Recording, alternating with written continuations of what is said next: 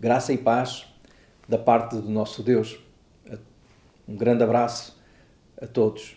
Mais uma vez, estamos aqui para meditar um pouco na Palavra de Deus. Continuamos a olhar para o versículo 42 de Atos, capítulo 2.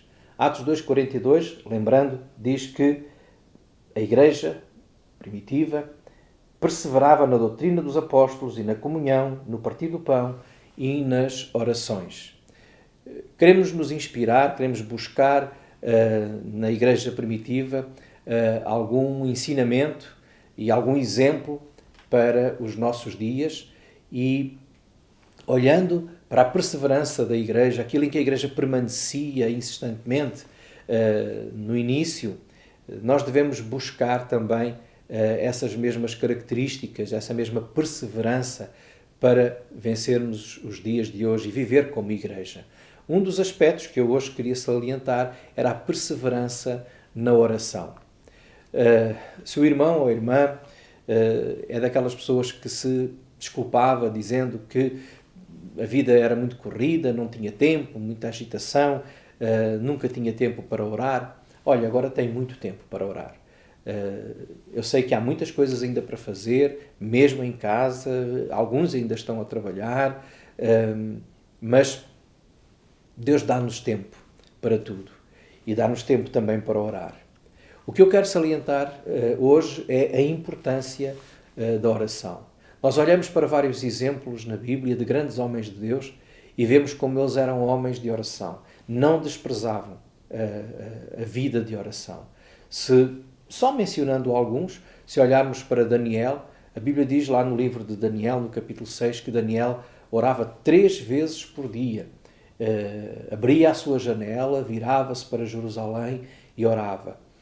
Por certo que Daniel se recordava dos tempos em que ele podia ir ao templo e agora não pode.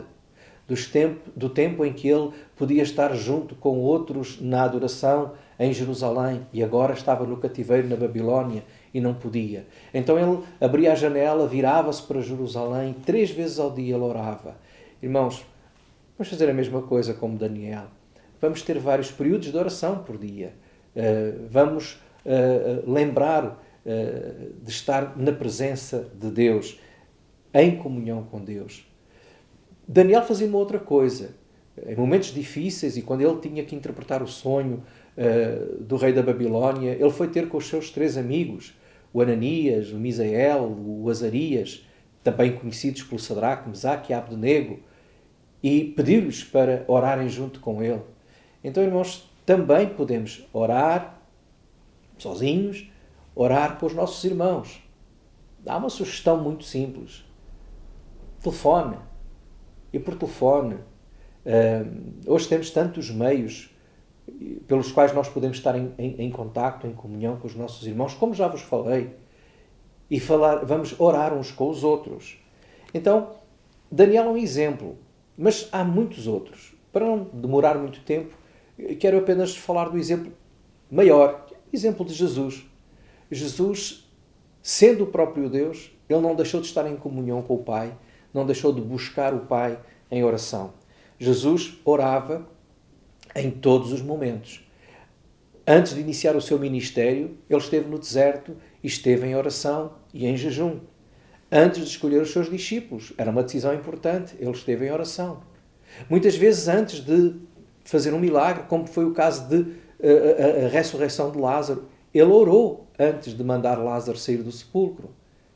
Na hora da morte, quando se aproximava aquele dia em que ele ia dar a sua vida por todos nós, em que aquele sacrifício duro, difícil, ia ser realmente realizado, Jesus orou, buscou a face de Deus.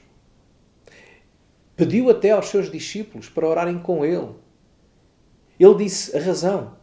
A razão foi, o espírito está pronto, mas a carne é fraca.